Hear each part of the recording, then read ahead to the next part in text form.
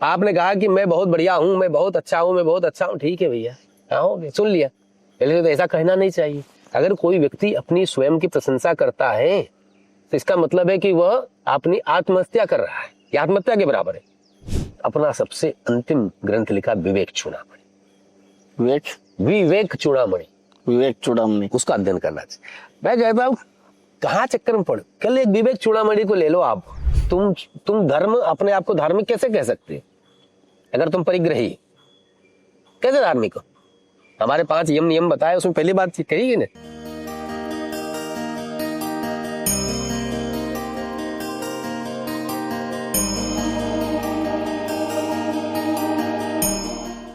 ऐसे बहुत सारे हमारे यंत्र बने हुए होते हैं, बहुत सारे कष्ट में यूज किए जाते हैं, और बहुत सारे यंत्र ऐसे होते हैं कि भोजपत्र पर लिख के उसका यूज किया जाता है। क्या किस प्रकार के ये यंत्र कार्य करते हैं और ये यंत्रों का क्या महत्व है? तो पारिस्थितिक बनी हुई है, वो पारिस्थितिक स्थिति क्या है वास्तविक में, उसको हम यंत्र के रूप में प्रकट करते हैं। बहुत से ऐसे मंदिर है, जैसे हमारे महाकाल का मंदिर, वहाँ एक रुद्र यंत्र था। वहां पे उसको किन्हीं कारणों से उन्होंने निकाला, चांदी आंधी लगाना था। जैसे इसको निकाला तो वहां उपद्रव हुआ, सैकड़ों लोग मर गए। फिर उस यंत्र को पुनः प्रतिष्ठित किया विद्वानों ने। हमारे जितने भी मंदिर, जैसे कि हमारे सिद्धि मंदिर है, तो हरसिद्धि मंदिर जो है वह भगवती, हम जो दर्शन कर रहे हैं वो मूल नहीं है, वहां जो यंत्र है भगवती का वो मूल है। जैसे कि अंबाजी है, जो भगवती अंबाजी है वो बहुत प्रसिद्ध मंदिर है गुजरात में, है ना, राजस्थान गुजरात में। वहां भी भगवती जो है मूल कौन है? बोले यंत्र है। यंत्र मूल होता है, यंत्र की प्रतिष्ठा पहले करते हैं, फिर भगवान की प्रतिष्ठा। इसलिए ऐसा यंत्र है। तो यंत्र मतलब उस पूरे पारिस्थिति की व्यवस्था, वो यंत्र के माध्यम से वो जो जिस शक्ति का वो यंत्र है, उस शक्ति की पारिस्थितिक वहां बनाया जाए तो वो शक्ति फिर वहां पर आती है। जैसे कि आपको ये आजकल हम जो ये मोबाइल है, ये मोबाइल को हम कैसे, इस पे जो आता है टावर, कि मोबाइल में आएगा, कैमरे में क्यों नहीं आएगा? कैमरा भी तो इलेक्ट्रॉनिक है। फ्रीक्वेंसी लेने के लिए जो चीज चाहिए वो जो मोबाइल में लगा रखी है, वो अगर इस कैमरे में लगा तो कैमरे में आ जाएगी, है ना। तो वो जो फ्रीक्वेंसी लेने के लिए जो ताकत के लिए जो वस्तु है, वो जो यंत्र है जो, अच्छा, इसी प्रकार से ये जो विभिन्न यंत्र है, बोले वो बगलामुखी यंत्र हो चाहे श्री यंत्र, श्री यंत्र सबसे मूल है। यंत्र राज जो कहा जाता है वो श्री यंत्र है। अच्छा, हाँ। तो ये जो सारे यंत्र हैं, दिशा यंत्र से लेके संपूर्ण, ये सारे यंत्र इस संसार में फैली हुई अद्भुत जो शक्तियों को वहां बुलाने की तकनीक है। अच्छा। और ये हमारे ऋषियों द्वारा खोजी गई है। कितनी कितनी गहन उन्होंने अध्ययन किया होगा, दर्शन किया होगा, तब ये तकनीकों को हो जाए। उन देवताओं को प्रसन्न करके उनसे उनकी प्राप्ति करने के जो विधानों को समझा और फिर उसको नोट किया। जैसे कि श्री यंत्र है, तो श्री यंत्र हमारा एक भावनोपनिषद है, 108 उपनिषद है ना, उसमें एक भावनोपनिषद है। भावनोपनिषद में श्री यंत्र के मतलब ये जो आपका पूरा शरीर है, इस शरीर के पूरे बता दिया उसने कि आपका शरीर में क्या है। और वो शरीर जो है, जैसे कि श्री यंत्र में मूल होता है, त्रिकोण होता है ना, अष्टार होता है, 2 दशार होते हैं, एक चतुर्दशार होता है ना, तो वृत्त है। तो ये जैसे वो श्री यंत्र में है वैसे ही हमारे शरीर में है, और जैसे हमारे शरीर में है वैसे ही इस पूरी प्रकृति में है, पृथ्वी पर है। पृथ्वी पर जैसे वैसे पूरे ब्रह्मांड में भी, तो पूरा ब्रह्मांड ही श्री यंत्र पर आधारित। अच्छा, हाँ। श्री यंत्र का क्या लाभ है और श्री यंत्र का किस प्रकार कौन कौन उपयोग कर सकता है? श्री यंत्र का लाभ क्या, श्री यंत्र तो संपूर्ण ही है। अच्छा, अब जो है कामधेनु के पास खड़े या कल्पवृक्ष के पास खड़े और बुद्धि के लाभ, अरे तुम क्या चाहते हो वो मिलेगा। भोग और मोक्ष दोनों। जैसे कि अन्य देवता की अपन हम जो उपासना करते हैं तो वहां बात आती है कि आपको मुक्ति मिलेगी या भोग ही भोग मिलेगा। कुबेर जी की करो तो भोग मिल जाएगा, इंद्र के करो भोग मिल जाएगा, तो भगवान बोले हर के करो तो मोक्ष मिल जाएगा, कैवल्य मिल जाएगा, ज्ञान मिल जाएगा। यहाँ भगवती के श्री यंत्र जो ललिता महात्रिपुर राज राजेश्वर भट्टारिका की उपासना करते हैं जो श्री विद्या, उसमें भोगक्ष मोक्ष दोनों मिलते। अच्छा। समान। और गुरुजी इसको कौन कौन धारण कर सकता है और किस प्रकार धारण किया जा सकता है? नहीं, श्रीयंत्र केवल धारण नहीं करना है, इसके सेवा हो सकती है, पूजा हो सकती है, अर्चन हो सकता है, भगवती है, अच्छा। धारण करके नहीं। और घर में या व्यापार में स्थापित किया जा सकता हाँ, है किया जा सकता श्री यंत्र को? है, बिल्कुल बिल्कुल विधान से। श्री की उपासना की एक पद्धति है, उसको श्री विद्या श्री पद्धति कहते हैं। उसके दो कुल है, आदि कुल और कादि कुल, दो कुल है उसके। उन दो कुलों से ये पूरी व्यवस्था चल रही है। हमारे ये जो उत्तर भारत है और दक्षिण भारत में ज्यादा प्रचलित है, इसलिए वहां स्वर्ण भी ज्यादा है। हमारे पूरे भारत का वहां जितना स्वर्ण है वहां पूरे भारत में नहीं है। वहां है, क्योंकि श्री की उपासना है। तो वहां जो श्री है, वहां से श्री को लेके आए हमारे धर्म सम्राट जी, और उन्होंने ग्रंथ लिखा श्री विद्या रत्नाकर। श्री विद्या रत्नाकर। श्री विद्या रत्नाकर ग्रंथ जो है वो सबसे महत्वपूर्ण ग्रंथ है श्री विद्या की उपासना के लिए, सबसे महत्वपूर्ण। लिखा बड़े महाराज जी ने उत्तर भारत में लिखा, और श्री का पूरा जो प्रचार है पूरे भारतवर्ष में, वो धर्म सम्राट जी ने किया। धर्म सम्राट जी ने ही श्री विद्या को प्रारंभ किया। और सबसे बड़ी बात कि आप जहाँ विराजित बैठे हो अभी, यहीं पर हमारे धर्म सम्राट जी ने श्री विद्या की दीक्षा एक गृहस्थ संत से ली थी। गृहस्थ संत से ली थी? हाँ, इसके श्री विद्या में ये भी है कि आप इसकी दीक्षा यदि गृहस्थ संत से लेते हैं तो ज्यादा विशिष्ट होती है, क्योंकि श्री उपासना है ना भगवती की। अच्छा। उन्होंने गृहस्थ संत से यहाँ दीक्षा ली, भालचंद से, यही इसी जगह पे। इसलिए भगवती माँ, हमारी गुरु माँ ने यहीं पे आश्रम बनाया, ये भगवती माँ नर्मदा के तट पे। और उन्हीं से दीक्षा ली है स्वरूपानंद सरस्वती महाराज श्री, जो द्वैपीठाधार ज्योतिष पीठ के जो आचार्य रहे हैं, शंकराचार्य भगवान, उन्हीं से दीक्षित है वो। अच्छा। गुरुजी, ऐसा कहा जाता है कि जैसे शंकराचार्य ने कई जगह सोने की वारिस भी की, एक तो मैंने जिक्र भी कल परसों कई संतों से सुनी है, तो क्या ये सत्य है और ये किस प्रकार सत्य होता है फिर? नहीं, वो एक घटना घटी थी कि एक माता थी जो भिक्षा के लिए जब वो जाते थे बाल्यकाल में, तो माँ के पास जाते, माँ बड़ा प्रेम करती थी, उनको भिक्षा देती थी, कुछ विशिष्ट और देती रहती थी। उनके पास कुछ था नहीं, तो उन्होंने भिक्षा के लिए कहा याचना माँ से। माँ ने कहा बेटा आज तो कुछ नहीं है, बोले तो कुछ तो होगा। तो उन्होंने अपने दिव्य ज्ञान से देखा, तो वहां उनको पता लगा एक आंवला है। तो आंवला ला रही थी, तब तक उनका मन हुआ कि अरे ये आंवला, तो उनको एकदम करुणा आ गई। उन्होंने भगवती की प्रार्थना की, उसको वो जो प्रार्थना है उसको, उस प्रार्थना भगवती उन्होंने करी, बड़ी दिव्य प्रार्थना है। उसे क्या नाम दिया था? कनकधारा स्तोत्र। कनकधारा। अंगम हरैः पुलकभूषणमाश्रयन्तीं भृंगांगनेव मुकुलाभरणन्तमालम्। ये प्रातः नमामि भजतां जननीमशेष लोकादिनाथ गृहिणीं अमृताब्धिपुत्रीं कमले कमलाक्षवल्लभे त्वं करुणापूरतरंगे तेरपांगे अवलोकय मां किंचनानाम्। अवलोकय मां अकिंचनानाम्। प्रथमम पात्रम कृत्रिमम मम दयाया। मैं इधर देखिए, मैं यहाँ किंचन आपकी दृष्टि का इस मतलब जो आपके कमल पत्र से नेत्र हैं, इसकी कनक भरी दृष्टि का पहला पात्र हूँ। किंचन मुझे देखिए। अवलोकय माम के अकिंचनानाम प्रथमम पात्रम कृत्रिमम मम दया। दया से देखो। क्यों उन्होंने ये नहीं कहा कि मुझे तुम दो कुछ दो। यार हम लोग क्या बोलते हैं, हमें घर दे दो, मकान दे दो, फलाना दे दो, ढिमकाना दे। उन्होंने कहा बस देखो, कृपा दृष्टि। हाँ, जैसे हमारे धर्म सम्राट जी महाराज, हमारे गुरु जी, एक ये गीता का एक श्लोक, इसको हमेशा कहते, ददामि बुद्धि योगम तम ते प्राप्नुहि। सत्य वचन हमेशा कहते थे। अरे तुमको भगवान आके थोड़ी कहे ये बेटा तेरे को मिठाई चाहिए ये ले ले, बच्चा चाहिए ये ले ले, मकान चाहिए, ऐसा थोड़ी करते। तुमको क्या कहते, बोले बुद्धि, ददामि बुद्धि योगम तम।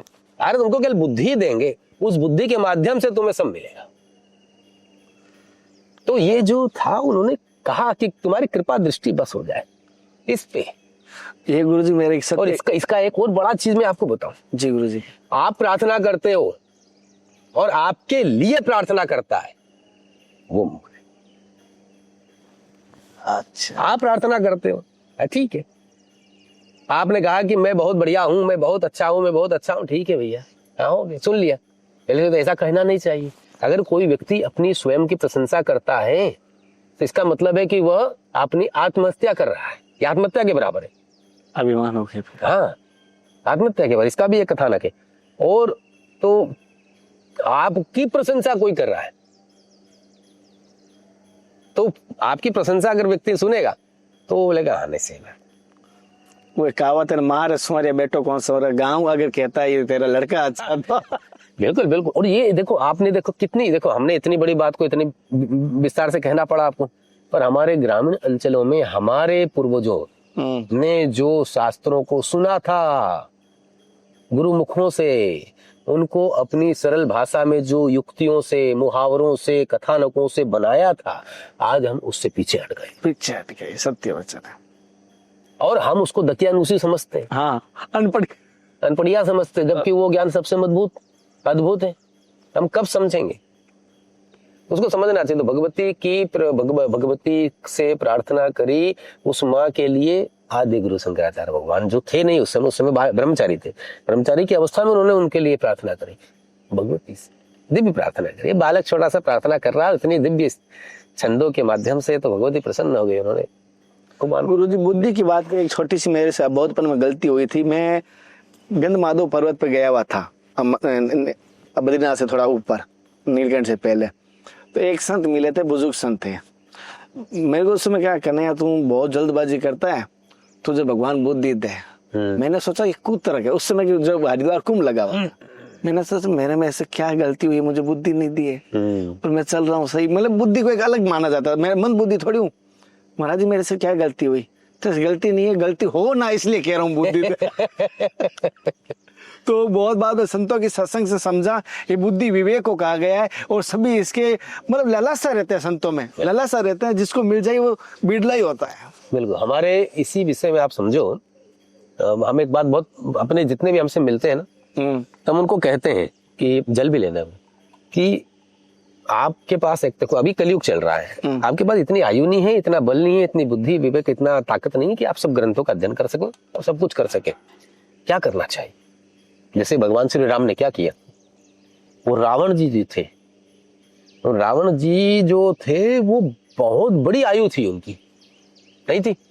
कितनी बड़ी आयु थी उनकी, और उसकी मतलब आप समझो कि वो ब्रह्मा जी के नाती थे, बहुत बुजुर्ग थे, अद्भुत विद्वान थे। उनकी जीवन का इतना बड़ा निचोड़,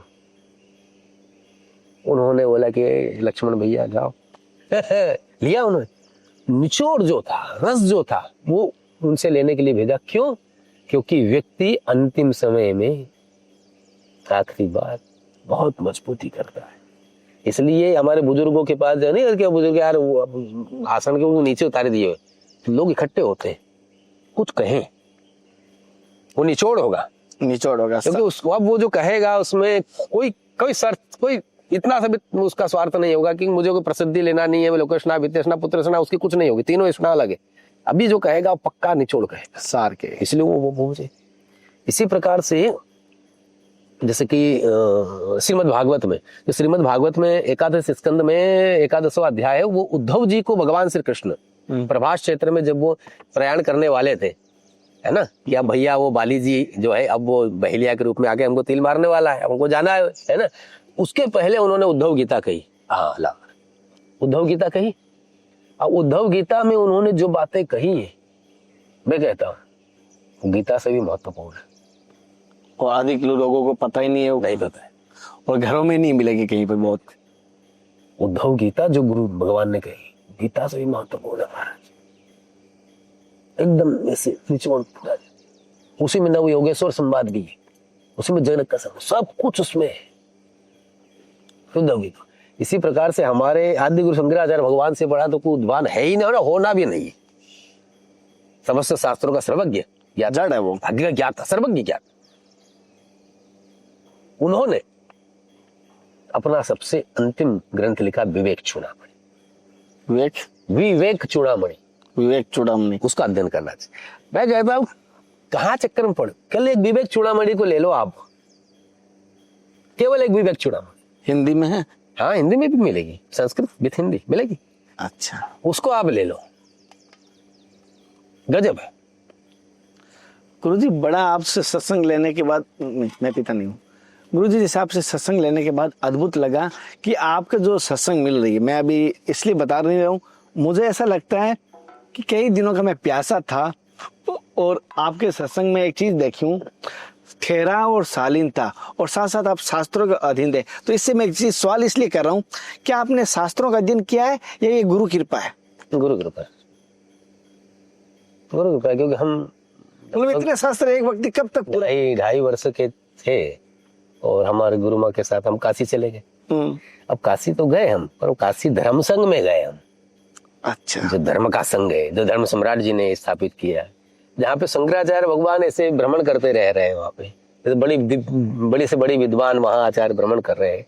तो वो क्या है कि जैसे नारद जी की कथा नहीं, कि नारद जी केवल वो झूठी पत्तल वगैरह करते थे, वो नारद जी थे। तो इसी प्रकार से संतों की ही चरणों रथ की कृपा है, प्रसाद है, बस बाकी कुछ नहीं, बाकी अंगूठा छापे हम, पर वो कृपा है, बाकी कुछ नहीं, और वही होना चाहिए। और इसलिए गुरु के पास जाना चाहिए। जैसे कि हमारे यहाँ एक शिव जी और पार्वती जी का संवाद है, तो उसमें वो कहते हैं, उसको गुरु स्तवराज कहते हैं, उसमें स्पष्ट कहा, रेवा सिंधु सरस्वती त्रिपिटका सूर्यात्मजा कौशिकी गंगा सागर संगमाद्रितनय लोहित श्रवणादय। अरे रेवा, रेवा मतलब नर्मदा जी के पास चले जाओ, गंगा के पास चले जाओ, समुद्र के पास चले जाओ, गोमती नदी, तुंगभद्रा, कावेरी, योशनी नदी, जहां जाना चले जाओ, तुमको तार नहीं सकती वो। तुम कहे डुबकी लगा लेंगे हम तर जाएंगे, तर जाएंगे मतलब मुक्ति पा लेंगे ना, नहीं होगी। कब, क्यों नहीं होगी? क्योंकि जब तक तुम्हारे निज गुरु की कृपा है। तो बोले अच्छा, नदी नहीं तार सकती हैं तो भगवतियां तार देंगी, मातंगी भुवनेश्वरी बगला धुमावती भैरवी तारा सिंह सुरधर भगवती से हमारा मां सुंदरी। ना ना, बोले नहीं, वो भी नहीं तार सकती। बोले क्यों नहीं? बोले दातुम न प्रवंति वांछित फलम इससे प्रसादम बिना, वो भी तुम्हें वांछित फल की प्राप्ति प्रदान नहीं करेंगी। कब तक? तम बंदे शिव रूपणम निज गुरुम सर्वार्थ सिद्धि फलम, जब तक तुम अपने निज गुरु की सर्वार्थ सिद्धि प्रदान करने वाले निज गुरु की सेवा नहीं करते। अच्छा, और सेवा ये बोले कि अब वो तीर्थ तार देंगे। बोले काशी द्वार होती, प्रयाग मथुरा अयोध्या गमंतिका माया पुष्कर कांच के उत्कल गिरि से विंध्यादय, ये जो तीर्थ हैं वो तीर्थ तार देंगे। बोले कि तीर्थ भी नहीं तारेंगे। बोले कि ये अभ्यागत तार देंगे, बोले कि ऋषि तार देंगे, यति तार देंगे। उसके सबके लिए कहा उन्होंने। भगवान किसने? बोले भोलेनाथ कह रहे हैं। किससे कह रहे हैं? भगवती माँ से। अच्छा, कोई नहीं तारेगा, कोई नहीं तारेगा, निज गुरु, गुरु पहले। और गुरु परंपरा ये महादेव से शुरू हुई है गुरु जी? हाँ, तो देखिए आपको इसको समझना पड़ेगा कि जैसे कि अभी ये वर्तमान में हम जिस युग में जीवन ले रहे हैं, हाँ सांस ले रहे हैं, इसको कलयुग कहते हैं। कलयुग क्या है? 4,32,000 वर्ष, उसकी दुगनी द्वापर की है ना, 8 उसकी कलयुग की 3 गुनी त्रेता की, कलयुग की 4 गुना सतयुग की। ये 4 युग हैं। इन चारों युगों को जब हम करेंगे, ये 4 युग को, ये 4 युग जब रोटेट होते हैं तो एक मनवंतर बनता है। कितनी बार रोटेट होता है? 74 टाइम्स। कितनी बार? 74 74 बार जब ये 4 युग ऐसे घूमते हैं तब एक मनवंतर बनता है। जैसे अभी कौन सा मनवंतर चल रहा है? बोले वैवस्वत मनवंतर चल रहा है। कौन वैवस्वत? हमारे मनु कौन है? वैवस्वत जी। कौन वैवस्वत? बोले भगवान सूर्यनारायण के प्रथम पुत्र, आज उनका राज चल रहा है। जब ये मनवंतर पूरा होगा तब उसके बाद बोले कौन आएंगे? बोले सावर्णी, सूर्य भगवान के दूसरे जो पुत्र हैं छाया से जो हुए, उनका मनवंतर आएगा। तो ये जो वैवस्वत मनवंतर चल रहा है, इसमें हम कहाँ हैं? तो ये 74 चतुर्युगी होते हैं, उसमें अभी हम कहाँ हैं? अष्टाविंशति संकल्प बोलते हैं ना, अष्टाविंश मतलब 28वां चतुर्युग चल रहा है। कौन सा? 28वां। हाँ, इसमें एक बात और स्मरण करके रखो, भगवान श्री राम का जन्म 24वें चतुर्युग में हुआ था। 24। हाँ, 24वें के बाद 25वां जा चुका है चतुर्युग, 26वां जा चुका है, 27वां जा चुका है, 28वें के भी 3 युग जा चुके हैं, और ये कलयुग चल रहा है। इसको याद रखना कि राम जी कब आए थे। हाँ, भगवान नारायण अभी आए थे। इसलिए मैं वो कहता हूँ, जैसे आपके मोबाइल का अपडेट होता है ना, वैसे हमारा भी अपडेट है। अब आप मर्यादा पुरुषोत्तम राम जी की अपडेट पे आप चलोगे तो परेशान हो जाओगे। अभी आपका लेटेस्ट अपडेट क्या है? बोले कि ये भगवान नारायण का जो दिव्य अवतार था कलयुग में, ये द्वापर में भगवान, हाँ ठाकुर जी जगन्नाथ द्वापर, वो अपडेट है आपके। उन्होंने कहा जस को तस, सत्य की रक्षा के लिए थोड़ा सा करिए। तो ये है। तो आपका ये जो चतुर्युग, 74 चतुर्युग जब होते हैं तब एक मनवंतर होता है। ऐसे कितने मनवंतर है? 14 मनु है। ये 14 मनु जब होंगे तब ब्रह्मा जी का एक सीताराम, 1000 युग हो जाते हैं चतुर्युग। तो ब्रह्मा जी का एक दिन होता है। अच्छा। और ऐसे ब्रह्मा जी के जब 365 दिन होंगे तब एक वर्ष होगा। ऐसे 50 वर्ष बीत चुके हैं ब्रह्मा जी के। कितने? 50 वर्ष। हम बोलते हैं द्वितीय परार्धे, संकल्प बोलते हैं द्वितीय परार्धे, ब्रह्मा का द्वितीय परार्ध। परार्ध मतलब आधा हो चुका है, आधा शुरू हुआ, मतलब 51वें वर्ष में हम चल रहे हैं अभी। 50 वर्ष बीत चुके, मतलब कितना समय जा चुका है आप सोचिए, है ना। एक दिन 1000 चतुर्युग के बराबर है। कितने दिन गए, कितनी बड़ी सृष्टि है हमारी। अभी कहते हैं ऋग्वेद 3000 साल पुराना, 5000 साल पुराना, सुन लेते हैं, क्या कहें। अरे तुमने जब देखा, जब तुमने जाना, तब तुम मान रहे हो। अब हम तुमको क्या कह सकते, कुछ नहीं कह सकते। वो कुएं वाली मेंढक की बात आ गई। हम क्या कह सकते। कुएं में मेंढक रहता है, जब बाहर निकल, जितना तुमने जाना उतना जान लिया। दुनिया आज ही बनी है। कई वैज्ञानिक आते हैं, हमसे कही है, हमने कहा तुमको ये नहीं पता है तुम्हारे खून में क्या क्या है, एक खून को तुम नहीं जानते, और इसीलिए तो तुम डायलिसिस मशीन लगाते हो, और डायलिसिस मशीन में तुम खून साफ करते हो, तो फिर वो व्यक्ति मरता क्यों है। तुम कहते हो कि इसकी 20, 25, 50 डायलिसिस हो जाएगी या 100 डायलिसिस, मर जाएगा। क्यों मरेगा, तुम तो खून ही साफ कर रहे हो ना। तो कहते नहीं नहीं नहीं, खून तो हम साफ कर रहे हैं, पर उसमें जो खराब तत्व हैं उनके साथ साथ हम उन तत्वों को भी निकाल देते हैं जो इनका हम जानते ही नहीं। अर्थात तुम जानते नहीं कि तुम्हारे खून में क्या क्या है, तुम ये खोज ही नहीं पाए। तो इसलिए तुम्हारी खोज कहाँ है, खोज अभी पहुंची नहीं, पर तुम तो अपने आप को सर्वज्ञ ना मानो, आगे बढ़ो, खोजे। हमारी वायु, हम वायु लेते हैं, हमको पता नहीं कितनी वायु, हम 10 वायु अंदर हमारे हैं, 14 नाड़ियां हैं, हम इनके विषय में कुछ नहीं जानते हैं। मतलब विज्ञान, अध्यात्म तो जानता है। अध्यात्म और विज्ञान में अंतर यही है कि अध्यात्म धर्म कहता है कि ये है, भगवान है, अब खोज लो, चले जाओ ना। हमने बता दिया कि वहां तीर्थ है, अब तुमको यहां से वहां तक पहुंचना है। और विज्ञान कहता है नहीं, मैं तो तब चलूंगा जब खोजूंगा, खोज खोज के चल रहा है। तो ठीक है, दोनों तरीके ठीक है, भले आधुनिक विज्ञान, मूल विज्ञान नहीं, इसको विज्ञान भी नहीं कह सकते, हम इसको आधुनिक विज्ञान कहते हैं। ये विज्ञान के लिए तो भगवान ने गीता में स्पष्ट रूप से बहुत उद्बोधन किया हुआ है। उपनिषद में, उपनिषद से बड़ा विज्ञान कहाँ मिलेगा। बहुत विज्ञान है। तो वो जो आपने बात की थी ना मनवंतर वाली, ब्रह्मा शिव जी गुरु वाली, वो हम बता रहे थे कि ब्रह्मा जी की आयु इतनी है, और ब्रह्मा जी की जब 100 वर्ष आयु हो जाती है तब विष्णु भगवान का एक दिन होता है। विष्णु भगवान के जब 100 दिन होते हैं तो शिव जी का एक दिन। तुम धर्म, अपने आप को धार्मिक कैसे कह सकते हैं अगर तुम परिग्रही, कैसे धार्मिक हो। हमारे 5 यम नियम बताए, उसमें पहली बात कही ना, सत्य अहिंसा स्तेय कहा है, तो उसमें परिग्रह भी कहा है। कि जैनियों ने परिग्रह बाद में बताया, तो हमारी बातों को कहा है। तो परिग्रह तुम कैसे कर रहे हो, तुम कैसे धार्मिक हो सकते, नहीं हो सकते। संतोषी होना चाहिए। ब्राह्मण के लिए बात कही, ब्राह्मण कौन है, बोले ब्रह्म को जाने वो ब्राह्मण। तो कौन सा ब्राह्मण है, शीलोच्छ वृत्ति करने वाला, जो खेत में गेहूं लगाई थी फसल किसान ने, और वो गेहूं उसने काट ली, और काटने के बाद जो उसमें दाने बिखरे थे ना, वो बिखरे दानों को ब्राह्मण बटोर रहा है, उससे अपना जीवन निर्वाह कर रहा है। शीलोच्छ वृत्ति वाला ब्राह्मण, वो सबसे सर्वश्रेष्ठ नहीं। जी जी, फिर नींद आ जाती है ये बात। ब्रह्म ब्रह्म ब्रह्म यही ब्रह्म की बात ऐसी होती है। ब्रह्म की बात निरस है, उसमें रस नहीं। तो ब्रह्म का कोई रंग नहीं है, रंग नहीं नीला, ब्रह्म का कोई रस नहीं है, वो निरस है। और निरस बात जब भी मनुष्य जो सुनेगा, क्योंकि मनुष्य जो है वो पंच कर्मेंद्रिय ज्ञानेंद्रिय इत्यादि से बना हुआ है, मन बुद्धि अहंकार उसके अंदर है, तो मन बुद्धि को उसमें रस नहीं मिलेगा, रस नहीं मिलेगा तो उसको नींद आएगी। और इनकी सबकी विशिष्टता विलक्षणता के आधार पर इनके धारण करने से तत्त मंत्र, मतलब प्रत्येक रुद्राक्ष को धारण करने का एक बीज मंत्र अलग है। इसके धारण करने से दरिद्र भी समृद्ध हो जाता है। जैसे गणपति जी को तुलसी जी नहीं, वैसे भगवती को बुरुआ नहीं रुआ। आप जाओगे उसको ऐसा खींचोगे, निचोड़ोगे, ऐसे कोई तो ऐसे पकड़ते लगा ऐसे कर ले, क्या कर रहे हो, तुलसी जी को ऐसे कर ले, क्या कर रहे हो, भगवती है साक्षात, जगदम्बिका है, उनको प्रणाम करो, चप्पल जूते निकालो, अपने पवित्र अवस्था में होना चाहिए, प्रणाम करके निवेदन करके मैं आपको ठाकुर जी की सेवा के लिए ले रहे। तो वो जो नाड़ियां हैं 74,000, और उनमें जो 14 मुख्य नाड़ियां हैं, उन सभी नाड़ियों का जो बंधन है वो ब्रह्मांड